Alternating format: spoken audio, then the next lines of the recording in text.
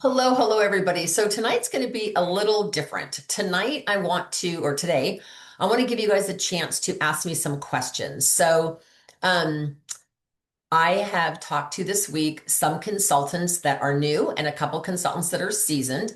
And so, what I was asking them is, what would be a question you wish you had been able to get answered or figure out way back? What are some of the questions you'd ask? And so I got three or four questions, but please feel free, those of you who are watching live, to type in the chat any questions that you would have, like what is something you'd love to know? So I'm going to share with you three of the questions that I was asked by these other consultants when I was trying to do this, because I think sometimes I can come and do training, but I want to train on stuff that I find is really relevant to you guys. So one of the first things I was asked is, how do I know what to put on my second order? And I thought this was a great question because on your first order, probably 99% of the time, your director is going to do your first order for you. Obviously, with 100% of your input, but the order form one can be a little tricky. Sometimes consultants don't know when they buy things a la carte. The example of the repair set, it actually costs quite a bit more to buy the five pieces individually versus buying the box set. Um, so when you do your first order, it's what I call a balanced order. It's a few of everything that's popular. So let me give you an example. I just did an $1,800 order for a new consultant, and it was like four charcoal masks, four gel masks, four applicators, four eye makeup removers, and four micellar waters. And then two satin hands, two satin lips, like the high volume selling stuff. Because of the time of year, it's winter, it's pre-holidays. I didn't really get much makeup. And these gals all wanted to really stress skincare. Your first order can also include things you want. So that's a little of everything, right? So your second order is the absolute opposite. Your second order, I usually start with saying, how much have you sold, broken open, or given away? So your product left your shelf for one of three reasons. You either sold it, you took it for yourself, or you broke it open to use as a demo. For example, the new Confidently You fragrance. You might have broken that open as a demonstrator. So when you take product off your shelf for yourself or to demo or to sell, you need to account for that. So there's a weekly accomplishment sheet. I highly suggest you create a customer named Tester. I know that sounds silly, but her name is Tester. And anytime I break something open that I can sanitarily demo on somebody, for example, the Confidently You perfume, yes, I spray it on me every day. It's sitting right over there next to my desk. And when I use it though, but I could throw that in my purse, right? And I could demo it on someone else or let someone else smell it. Therefore, it's not personal use like my mascara and my lipstick. It's considered for demonstration, right? Like my repair set or whatever. So anytime I could share something, like I'm not going to share my mascara, I'm not going to share my lipsticks, those would be for me, right? So I count those as like a personal purchase. So let me role play this really quick. So this consultant, I said, how much have you either sold before discounts, broken open as testers, or taken for yourself? And she said about a little over $800. I said, okay, let's round it up to 850 for even purposes. If you sold 850 and you want to pull a profit, pulling a profit means that you are now going to your inventory will never get bigger or smaller. So as soon as you pull your 50% profit out, your inventory will always stay that size. So if you start with a $600 inventory, hypothetically, and you pull your 50% out, 9 months from now, you'll still have a $600 inventory, right? Because whatever you sell, you're only reinvesting half, which replaces what you sold. If you reinvest more than 50%, your inventory grows. If you take that money and you go shopping and you don't invest any of it, then your inventory actually shrinks. Does that make sense? So this consultant has sold, broken open, or taken off her shelf 850 retail. So if she just wants to bring herself back up to her 1800, she would need to do a 425 order, 425 wholesale. Now, what we get with that 425 is up to her. Okay. So we came up with that dollar amount. She says, okay, I want to do 425, but I also need three or four things for Christmas presents. I said, I got it. Her husband and his brother or whatever smelled the clones and they wanted certain clones. She goes, these are like, I'm giving these as Christmas presents. So I don't want this as part of my inventory. I said, okay. So we started out with one, how much do we want? How much do we have to play with money wise? Second thing is, what have you sold that we probably need to replace? Well, she sold three of the four charcoal masks, three or four of the gel. So the masking set, she'd already sold three of the four of those. She also has a daughter who's 15. So she's going to go through charcoal masks like crazy. So she said, I could just get the 3, but I think that's going to be a big seller. So can I bump that up to 5? I said, sure. And then she said, and I sold this and I sold that. So we then filled in what she sold. Does that make sense? Then I asked her, is anybody waiting for something? She actually had a woman who ordered a lipstick, sight unseen, never tried, but she goes, I want that color. So we ordered her that one lipstick. Does that make sense? And then there was a little tiny bit of money left in the amount she wanted to spend. And I said, what else do you want to have? She goes, my daughter is really into eyeliner and a lot of her friends are, and I know a lot of the moms are. So can I get kind of a assortment of a few of the eyeliner colors? I said, sure.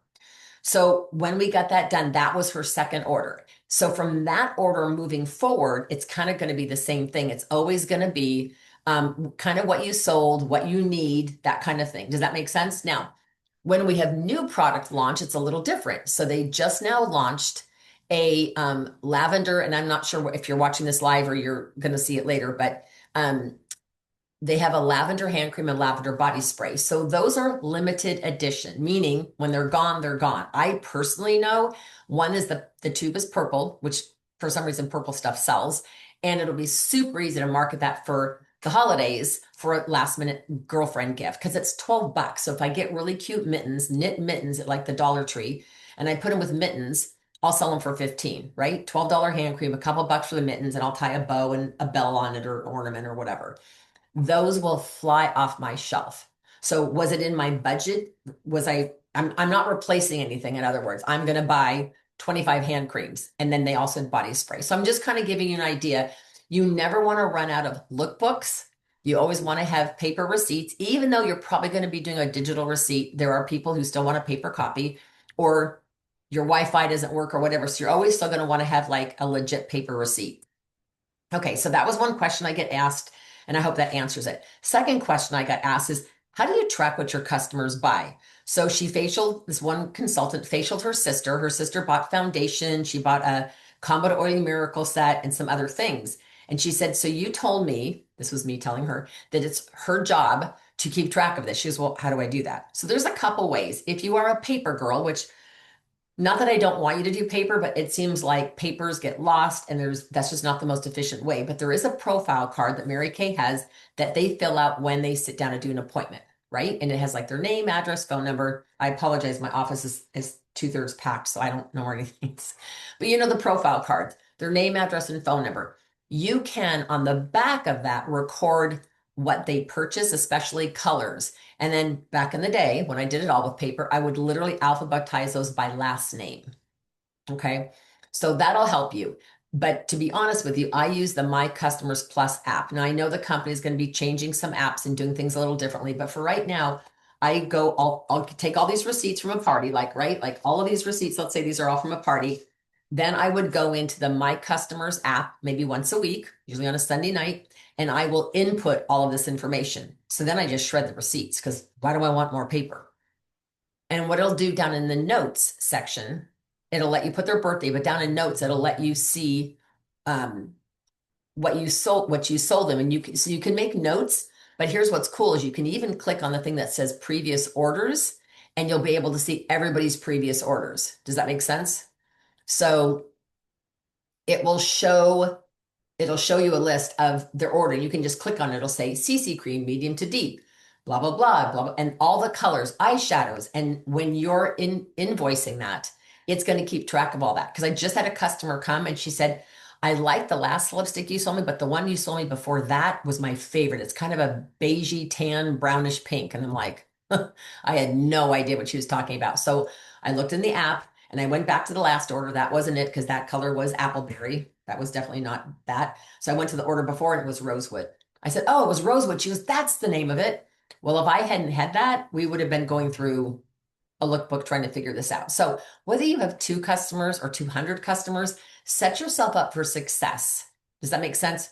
Another one of the consultants, I asked her, she said, well, I need to figure out how do I demo stuff that they don't have a demo of? I said, what do you mean? She says, well, when I mail out virtually or I drop product off, how do you demo satin hands and satin lips and perfumes? And I said, well, that's a great question.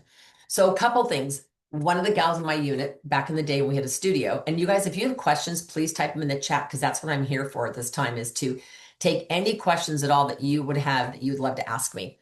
So for perfume, what she did is when a new perfume came out, she grabs 2 sheets of tissue because I always wrap everything in tissue. She would spray the tissue lightly with perfume, put the product in it, and then wrap it up. And people would literally go, "Oh my God, what is that? That smells amazing." So a month ago, I was thinking, well, that's a brilliant idea, but then they're not going to know what it is. So I thought, well, what if we made a sheet of paper that had six, I don't know, a blank piece of paper here. So what if we made a sheet of paper that had six spaces on it, right? So it's going to be the size of, sorry, guys, it would be basically like it would be like this size. I'll just fold this up. So it's going to be about this size. And it would say, love this scent or love the scent of this tissue or love this scent. It's confident, it's new perfume or new eau de parfum, confidently you. Contact me, contact me if like more details or whatever. And I would run this on like cardstock, right? And I would honestly put this in every single bag. Now, if you don't want to spray the whole tissue, you could spray just this. So if you get cardstock that's thicker paper, go outside because you got to spray it outside. Spray the papers and then shove them in a good Ziploc baggie. And then when you go to put them in order, put them in the order, and the orders will smell amazing. So that's one way to demo fragrances. I also, on our unit Facebook page, under files, I have a thing. It's really for breast cancer awareness. And it gives you this little sticker and you put it on a little organza bag. So you get the little organza bags with the drawstring and you put in there the cotton rounds. You know, the cotton rounds we take eye makeup remover at, I buy them from Dollar Tree. You put one of those in there with a little drawstring, and then there's a sticker that goes on the outside that says my favorite scent or the scent I love, something like that. And you can write in there. So if you can imagine at your upcoming parties, you take, let's say, your 3 or 4 favorite fragrances. For me, it would by volume, it would probably be definitely Confidently You, probably Forever Diamonds, um, maybe Living Fearlessly, maybe Blur. I don't know. Anyway, I would probably take 4 of those and then take a couple of the men's. So in every order a full size women and a full size men's, right? And you let people smell them, and then they spray that organza bag that has the cotton round in it, and then you can put it. They literally can tuck it down in their bra. They can throw it in their purse, whatever. But it's a great way to demonstrate fragrance. You could even spray that and put it in with their lookbook and the product that they're mailing. I'm really loving this Confidently You, and I find very few people don't like it. The young girls like it. The more mature ladies like it. Like it's been a huge hit. So if it were me between now and Valentine's, I would just let everybody smell Confidently You. Besides, the name is amazing, right? So you could literally start either spraying the outside tissue and putting in a card that tells them why it smells great. Because they might go, what smells good? And then they see that card and they go, oh, it's fragrance. Otherwise, they might go, is that my cleanser that smells good? You know how some people don't connect the dots. So that's one way to demo fragrance. As far as demoing satin lips, I know the company, hopefully no one in the company is watching this video, but I know the company prefers us not to do homemade samples, but they have these little heat sealing envelopes. They're literally about this big and they're silver and they're sealed on 3 sides. And you can squirt, as you guys know, for satin lips, you need so little to demo, so little. And so you could just put on with a Sharpie, I just write on the aluminum, like metal part, the aluminum foil part, sugar scrub. And on the other one, I put lip balm. And I put one on the sugar scrub. So that's step 1. And then the other one, step 2. And they end up, you put hardly anything in there, but it goes completely flat. Does it have the ingredients listed on it? No. Are we supposed to do that? Probably not. But I don't know any other way to demo. So if someone has a brilliant idea, type it in the chat. But that's how I demo satin lips. Satin hands, back in the day, honestly, they used to make us foil flat samples of satin hands. Why they don't, I don't know. I haven't figured out a way to do satin hands well. You could always include some of the hand cream, like a little mini tube, but you can't really mail that as well because it's so thick, the tube, the packaging. So, but that's how I would demo fragrance. And you could even ask the woman, like if I was pre-profiling a party and Dina was going to be one of the guests at the party, and I had her on the phone and she told me about her skin type, I'd say, Dina, do you care for fragrance? Are you a fragrance girl? And she goes, I love fragrance. Why? And I said, well, would it be okay if I tucked in our new favorite fragrance? And she goes, I'd love to. And I'd say, so I'm curious, do you have a man in your life that you care how great he smells? And she might say, no, don't have that right now. And I'd say, okay. But if she goes, well, yeah, I do. Why? And I said, well, tell me the kind of fragrances that drive you crazy. Are you like an Acqua di Gio, oceany, clean coastal kind of smell? Do you like more of the heavy, spicy stuff, like woodsy? What's your thing? And she might say, oh, I love the oceany, aqua di Gio, like, something like that. Now, we actually have a chart that they came out with for Christmas that has all the fragrances and the words that describe them. Like one's woodsy and something, and the other one is spicy and something. And if she says, oh, yeah, I love that. And I said, well, I'm going to give you a fragrance for him to smell. And if you love it, let me know. We can get it wrapped up for his stocking. So again, it could be something as thin as just that cotton round. And you could even cut the cotton rounds in half. So it's like a little half circle and put those in a little Ziploc baggie. They have little baggies at like Hobby Lobby and stuff. And you can either go to the craft section and and I'm talking these Ziploc baggies are tiny. They're like this big. Okay, you can go to the craft section or go to the candy and cake decorating section, and they have tons of those little itty bitty bags. And I find the ones for food tend to be thicker plastic so that maybe the scent won't leak through. Although if it leaks through, that's okay because you want it to smell amazing anyway. But that's probably more how I would demo fragrance, satin hands and satin lips. I hope that answers that person's questions. Tracking product was important and how to do an order. So I'm out of the pre-done questions. Does anybody have a question that I can answer that I would love to do? Like anything you'd love to know? Back in the day, I'll just keep talking until somebody types a question in the chat. um, Back in the day, I would think, how do I keep track of my customers? Like how often should I be calling them? And Mary Kay, and this is actually a great training topic, but Mary Kay used to tell us two, two, and two. 2 days, 2 weeks, and 2 months. Now, my first thought was, yeah, but if they don't buy much or they buy just a mascara, why am I going to call them in 2 days? I'll tell you, it's for absolutely PR, public relations reasons, and because you care. Have you ever had a food, a dinner or lunch? You go to the restaurant, they put the plate in front of you, and it has the sauce all over it, or you're allergic to cheese and has cheese all over it. They prepared it incorrectly, right?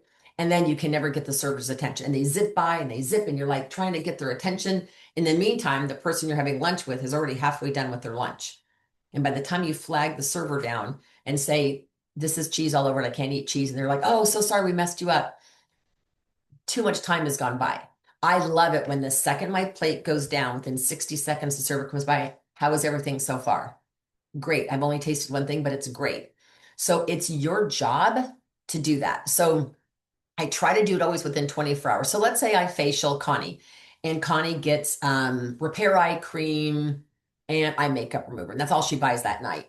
I'm going to text her the next morning. And I literally will leave all their profiles in the center of my desk. I will text her the next morning. This is always what I say. Sometimes I'll voice text because they can hear my enthusiasm in my voice versus just a text with a whole bunch of emojis. And I would say on my voice text, I'd say, Connie, thank you so much for coming. I'm dying to know, how did your face feel this morning? Can't wait to hear from you. That's all I say. So if it's in a text, I say, thank you so much for coming last night. I hope you had as much fun as I did. I'm excited to know, I'm dying to know, how did your face feel this morning? I try not to use the word dying. How did your face feel this morning? And I'm just trying to get her to respond. And she'll say, my face felt incredible because I sent her home after she tried the repair, but she only bought two things and that was not repair, right? And so when that's the case, I say, great. Do you have a quick second? I have a question for you. And she'll say, sure. And she'll have me call. She'll go, no, I take my lunch break at noon or whatever. Or I'll just call, and a lot of times you'll get voicemail. So let's say she says, yeah, you can call me. I'll call her and I say, so tell me a little bit. How did your face feel this morning? She says, oh, it felt soft. It felt hydrated. I said, great. I just want to check in with you. You're happy with the stuff that you got? And she goes, yeah, because she just bought it the night before, right? And I said, if there's anything else you think of that you want to get this month, let me know because it can qualify you for special deals. And if you're thinking you would like to get the skincare, but you want to get it at half off or free, let me know because you could get just you plus two girlfriends together. And she's like, oh, I didn't think about that. Now, here's what's interesting. I would say probably 50% of the time, guess what she's going to say? She's going to say, oh my gosh, I'm so glad you called. I forgot to get blah, blah, blah last night. I'm totally out of primer and CC cream, and I meant to get those last night. I would say probably almost half of the time they'll say, or they'll buy a set. They'll say, oh, I got the miracle set. And they'll go, I cannot believe I forgot to buy the eye cream and the microderm. I said, okay, well, no big deal. I can adjust your order and I can drop that off to you or ship it to you or whatever. So it's really important to always check in with them. and ask. So that 2 day call. Now, here's the other thing you'll hear a lot. I send them home with the repair set, right? Or the miracle set or whatever. And I'll say, so I'm curious, how are you doing with your set? I haven't started using it yet.